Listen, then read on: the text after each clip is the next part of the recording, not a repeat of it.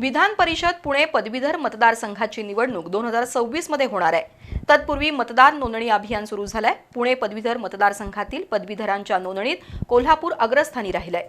यंदा 80,180 पदवीधरांची नोंद झाली आहे। त्या पाठोपाठ सांगली जिल्ह्याचा क्रमांक लागतोय। या जिल्ह्यात 70,720 तर पुणे जिल्ह्यात 54,810 तसंच साताऱ्यात 35,879 आणि सोलापुरात 30,472 इतक्या पदवीधरांची नोंदणी झाली आहे। अजूनही ज्यांनी नोंदणी केली नसेल अशांना 18 डिसेंबर 2025 पर्यंत नोंदणी करण्यासाठी संधी देण्यात आल्याचं पदवीधर मित्र माणिक पाटील सुवेकर यांनी सांगितलं।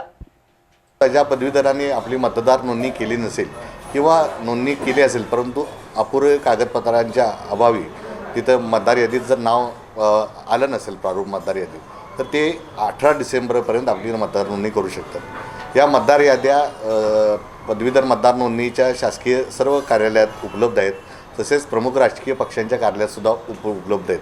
पदवीधरांनी आपलं नाव त्या यादीमध्ये आलं का नाही खात्री करावी आणि आलं नसल्यास पुन्हा आपली मतदार नोंदणी करावी।